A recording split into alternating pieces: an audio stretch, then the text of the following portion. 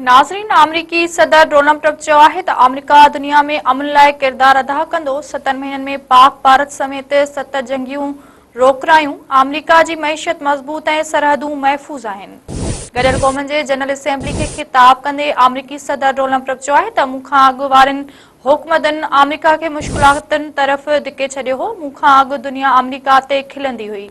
अमरीकी सदर जो चवणु आहे त माज़ी जे हुकूमतनि अमरीका खे मुश्किलातुनि में धिके छॾियो। ही मुंहिंजो ऐं अमरीका जो सुनहरी दौर आहे।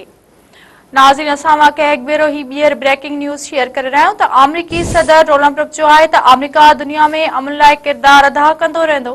7 महीननि में पाक भारत समेत 7 जंगियूं रोकरायूं। अमरीका जी मईशत मज़बूत ऐं सरहदूं महफ़ूज़ आहिनि। गॾियल क़ौमनि जे जनरल असेंबली खे ख़िताब कंदे अमरीकी सदर डोनाल्ड ट्रंप चयो आहे त मूंखां अॻु वारनि हुकूमतुनि अमरीका खे मुश्किलातुनि तरफ़ धिके छॾियो हो। मूंखां अॻु दुनिया अमरीका ते खिलंदी हुई। अमरीकी सदर जो चवणु आहे त माज़ी जे हुकूमतुनि अमरीका खे मुश्किलातुनि में धिके छॾियो हो।